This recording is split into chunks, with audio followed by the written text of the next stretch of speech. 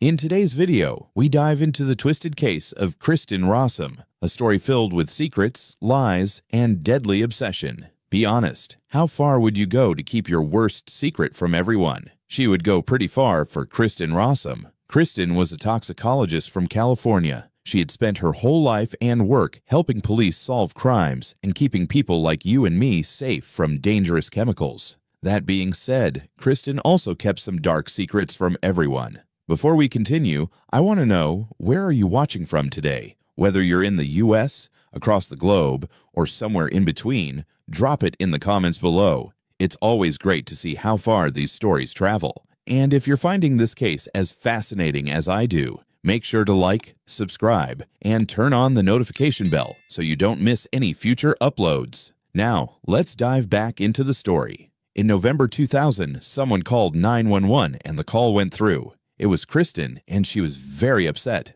She had just found her husband unconscious on the floor of their house, holding their wedding picture. Kristen thought he had killed himself. Kristen was shown how to do CPR by the 911 operator, but it didn't work. Her husband had already died by the time the cops and detectives got there. When the police started gathering evidence at the crime scene, though, things didn't seem to fit. They quickly learned that the man had not killed himself, but had his life taken from him. Memphis, Tennessee is where Kristen Rossum was born, but she didn't spend much time there as a child. She actually grew up in Claremont, California, which is only 30 miles from Los Angeles. When you compare Claremont to Los Angeles, it's a pretty good place to live. And crime isn't too bad there either. Moving there to raise a family makes sense, and that's exactly what the Rossums did. Her father was a college professor, and her mother worked at Azusa Pacific University. Kristen grew up with her two younger brothers. Things seemed to be going well for the family for a long time.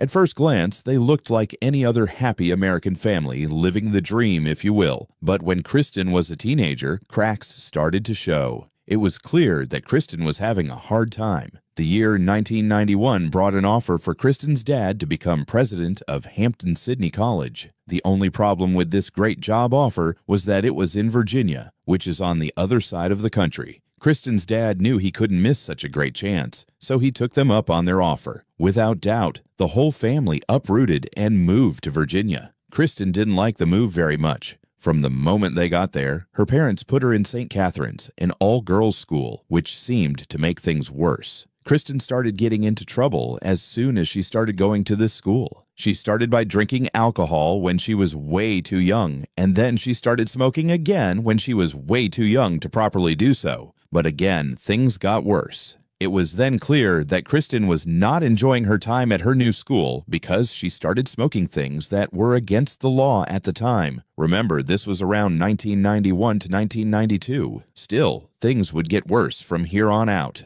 Around the year 1992, Kristen's behavior got even worse, and she started experimenting with drugs that are known to be deadly, all-consuming, and deadly to life. This is on the level of Walter White. Kristen was about 16 years old at the time. It only took Kristen a few uses of this drug to become totally hooked on it and unable to live without it. The next 2 years would be very bad for Kristen because she became very addicted to drugs, and it controlled her every move. By 1994, she had had enough of living in Virginia and chose to move back to California. She went back to school part-time at the University of Redlands and even found housing on campus. Kristen was 18 years old at this point, which made her a legal adult and a free woman, but her addiction still held her down. We don't know for sure how long Kristen was in college here, but we do know that her addiction got much worse quickly, and she had to leave the school. Some sources say she was probably kicked out because of her addiction, but this hasn't been confirmed for sure.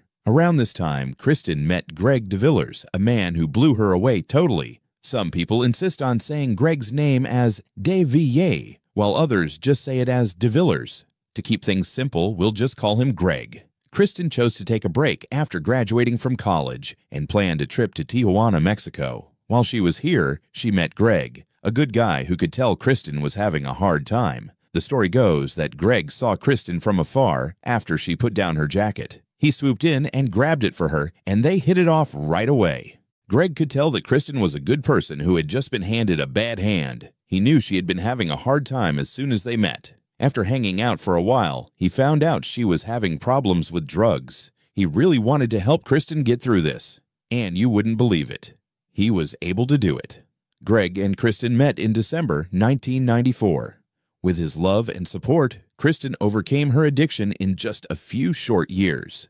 She also went back to college, this time at San Diego State University, and finished with honors. Greg helped Kristen change her life in such a big way and was there for her every step of the way. So it was no surprise that she fell deeply in love with him. It was clear that he felt the same way. So, after going out together for almost 5 years, they got married in June 1999. Their happiness wouldn't last long, though, because tragedy would happen just a few months later. Kristen told some of her friends that she was having second thoughts about dating Greg before they got married. She never really said why she was feeling this way, but she said it was just nerves before the wedding and went ahead with the plans anyway. But as time went on, it became clear that these feelings were not going away. Kristen thought she had done something wrong, but Kristen does say that they were happy for the first 6 months of their marriage. Things started to feel less strong as time went on, and Kristen started to wish she hadn't married Greg. Kristen didn't want to ask for help or get professional advice to solve the problem. Instead, she decided that she would just get what she wanted somewhere else, and her husband wouldn't know the difference. Kristen had already been hired by the San Diego Medical Examiner's office as a toxicologist. With her new job taking up more and more of her time, Greg started to worry. He knew his wife had a very important job, but she was spending more and more time at work and less time at home.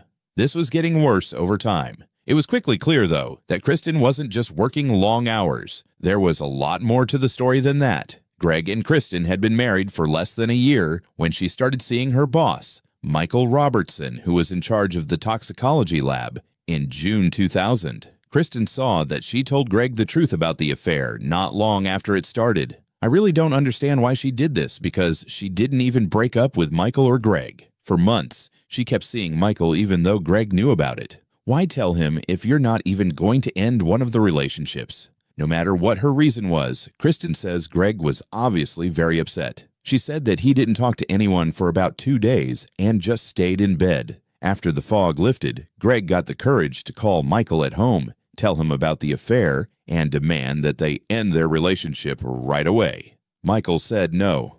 For a few more months, they kept seeing each other. By October of that same year, Kristen had not only ruined their marriage, but she had also wasted 5 years of treatment by falling back into addiction more deeply than ever before. Now we're in early November 2000. Greg broke up with the woman after 4 or 5 months of having an affair with her. Kristen had relapsed into her addiction, so he told her she had to quit her job and stay at home, or he would tell the medical examiner's office about both her affair and her addiction. Kristen was caught off guard. She had no idea what to do. It looks like she might have still loved Greg in some way. She had to have if she wasn't going to leave him after everything. But it was also clear that she was in love with Michael, and she couldn't stand the thought of not seeing him anymore. Aside from that, she didn't want to quit her job as a toxicologist. What could she do? Finally, in November 2000, Kristen's future became more clear, and a lot of her issues went away. That's because Kristen called 911 at 9:15 p.m. on November 6th.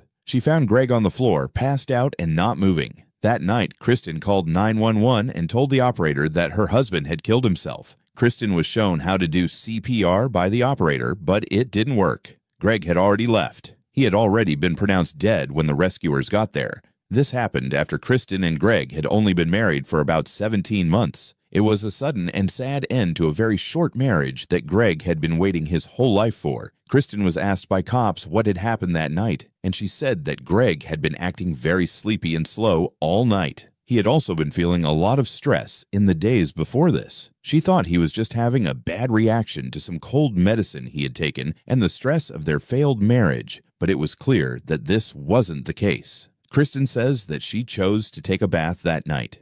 When she got out, she saw Greg on the floor of his bedroom, covered in rose petals and holding on to a picture of the couple's wedding day. Local police found ripped-up pages from Kristen's diary nearby, but it's not clear what was written on them or why Greg would have had them. Right away, investigators said that the crime scene looked a lot like a scene from the movie American Beauty, but they didn't think anything was wrong at this point. Now, Kristen told police at first that Greg was totally sober that night, but later she said that he had taken cough medicine. After that, she told a hospital nurse that she thought he might have taken oxycodone. We don't know where he got it or why he would have taken it, though. Then she told the nurse that he might have actually taken too much oxycodone. As the cops talked to Kristen for hours, she finally told them that she thought Greg was sad that they were no longer married. She thought that this sadness may have been what made him mix cough medicine and oxycodone and kill himself, but this was just a guess. After that, she said that the rose petals found around his body came from a set of roses that Greg had bought for her birthday a little over a week before. She said she thought the leaves on one of the roses were a metaphor for how their marriage was falling apart. Things took a very different turn when Greg's family learned that he had died. The people who loved Greg couldn't believe he would kill himself. They knew that his marriage was over, but they didn't think he'd waste his life because his wife had been unfaithful. Greg's family told the police that they were very worried, and soon they weren't the only ones who were suspicious. Greg died 2 days ago, and the police office got another call right after that. This time, it came from Russ Lowe, one of Kristen's friends. As Russ knew, Kristen had been having an affair with their boss, Michael. He thought there was a lot more to the story than Kristen was telling. This gave detectives all the information they needed to change the direction of their investigation. They began to look into Michael and Kristen's friendship much more closely. Russ says that some people who worked at the lab knew that Kristen was having an affair with Michael. It turned out that Michael was married too, but his wife didn't know about his affair with Kristen, as far as I can tell. Many people who worked at the lab were afraid that Kristen would start getting special treatment, but they couldn't do anything about it without risking their jobs by speaking out. After Greg died, it had been about a month. When the cops told everyone about the affair and Kristen's drug use, Michael and Kristen were both fired from their jobs at the San Diego Medical Examiner's office right away. Both Kristen and Michael were fired because they hid their addictions. Michael was fired for dating a friend, but that was just the beginning. A few weeks later, the autopsy reports for Greg came back, and they weren't good. To avoid a conflict of interest, the San Diego Medical Examiner's office hired someone else to do Greg's autopsy. When the results came back a few weeks later, everyone was shocked by what they had found. The medical inspector carefully looked over Greg's body and found that he had died from an overdose of fentanyl, which is a very strong painkiller. When asked about this, Kristen said that Greg had been very sad in the weeks before he died, which makes her think that he may have started taking the drug to help him deal. Kristen's dad even spoke up and said that he had seen Greg drinking a lot and that he had done it again the night Greg died. Now it's likely that both of these statements were true. After all, Greg had just found out that his wife was having an affair, which makes a lot of people want to drink. It's also pretty normal to feel depressed about what's going on, but Greg's family was sure that he was not the type of person who would use drugs or alcohol to deal with his feelings. That was just not who he was. The cops kept looking into what was going on and found out that Kristen had made a strange phone call on the day Greg died. To let Greg's coworkers know he wouldn't be coming to work that day because he wasn't feeling well, Kristen personally called his office. No one will ever know why Greg couldn't have made this call himself. Coworkers of Kristen also said that she was seen crying in Michael's office around 9 a.m. that same day. Michael was the man she had been seeing. No one knows why she did this, but it was clear that something odd was going on. Police were beginning to have a lot of doubts about Kristen at this point. They told her what they found in Greg's test report and called her in to be questioned. They asked Kristen if she knew how Greg could have gotten fentanyl, but she said she didn't know. But here's the thing. Kristen would have had easy access to this drug since she is a toxicologist. It's pretty clear what this means. Soon after, the cops learned that Greg had given Kristen a choice. Quit your job, or I'll tell everyone what you did. Needless to say, things were not going well. With this knowledge and the fact that Kristen had access to the chemical that killed her husband, the police officially said they thought Kristen was to blame for his death. As of June 25, 2001, Kristen was finally charged. But there's one more thing that makes this case go into overdrive. When Kristen's parents found out that their daughter was going to court, they put up their house as collateral to get the $1.25 million bail money they needed. The only problem was that after raising all this money for bail, Kristen's family didn't have any money left over to hire her own lawyer. she would have to settle for a public defender. Kristen gave a pretty good account of what she thought happened that day in court. From what she said, Greg had been sick at work that day and had to stay home. She told them that she had seen him slurring his words and moving slowly all morning, so she called his office to let them know he was not there that day. She says she went back home around noon to check on him and make him soup. She went back to work soon after, and then she went back home again around 7 p.m. As soon as she got home that night, Greg was fine. Even though he was still sick, he wasn't as sick as he was earlier that day. She then decided to take a bath and rest for a while. When she came out of the bathroom, she saw the crime scene. Greg was lying on the floor with their wedding picture in his hands, surrounded by rose petals. The prosecutors, on the other hand, had a very different story. Their study showed that about 90% of Kristen's story was not true. A lot of people think that Kristen planned the crimes against her husband on November 2nd, 4 days before he died. They think that Greg told Kristen on November 2nd that she had to quit her job or else he would ruin her career and bring down her boss with her. The prosecution thinks that Kristen planned her attack on Greg, got the fentanyl that would be used to kill him, and set up the whole thing to look like Greg had killed himself in the 4 days before the crime. Even worse, police found out from Kristen's phone records that she had called Michael many times in the hours before Greg's death. This led some people to believe that Michael may have been involved in planning this, and may have even helped Kristen get the chemicals used to kill Greg, even though Michael was never actually found guilty of anything. If that wasn't bad enough, the lawyers say Kristen was also using chemicals stolen from the lab to feed her addiction. But now things really start to get interesting. Rose petals were the last piece of proof the police had against Kristen. They were like the last nail in her coffin. Kristen said that the rose leaves on Greg's body came from a rose he had given her for her birthday about a week before. She also said that she went back home early that afternoon, around 12:45 p.m., on the day Greg died to check on him and make him soup. But would you believe that when police looked through CCTV footage from that day, they found video of Kristen at a nearby grocery store at 12:42 p.m. buying a single rose, which she would then tear up and put on top of Greg's body. It was pretty clear that Kristen was guilty, but Michael was never charged. Kristen got a $10,000 fine on top of her sentence of life in jail without the chance of paroles. After 4 years, in 2006, Kristen was fined again. This time with $100 million because Greg's family sued her for wrongful death. After that, San Diego County added more fines of $1.5 million. Later, a judge lowered these fines by a lot, and it looks like Kristen only owes about $14.5 million altogether. She can't ever pay this much back, though, so she'll be working off her debt in jail until the end of her days. Only one thing about this case is still not clear. How exactly did Kristen harm Greg? She said she made him soup for lunch that day. So if this part of the story is true, she might have put the chemical in his soup.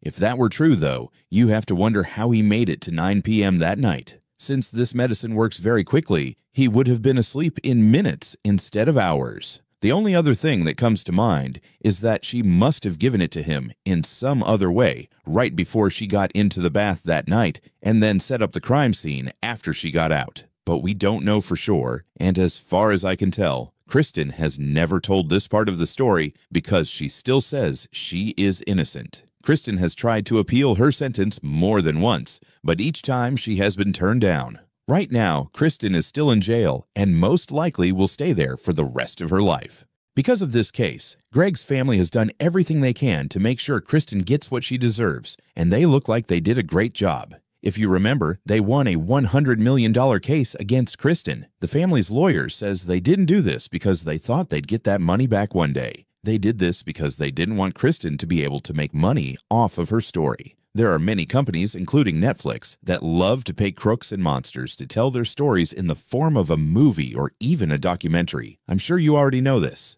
Because Kristen already owes so much money, Greg's family wanted to make sure that she wouldn't get any of this money if she ever did this. Also, Greg's family didn't even plan to sue Kristen for $100 million. They only wanted $50 million. But the jury thought Kristen's story was worth at least $60 million, so they decided to double the payout to $100 million. I had no idea a jury could do something like that. There is one good thing about this case. Kristen has been punished, and Greg's family has promised that they will be there for her no matter what, even if she gets out of jail one day by some miracle, to remind her of the terrible pain she caused their family. Kristen will never get over this, and this case is a great example of how well detectives and the justice system can work together. Not even a lot of money or court trouble can bring Greg back. Also, Kristen has done so much damage to Greg's family that it can't be fixed. But maybe, just maybe, knowing that Kristen's life is pretty much over will help them feel some peace. Thank you for watching this shocking case of Kristen Rossum. Don't forget to like, share, and subscribe for more true crime documentaries. Stay safe, and I'll see you in the next video.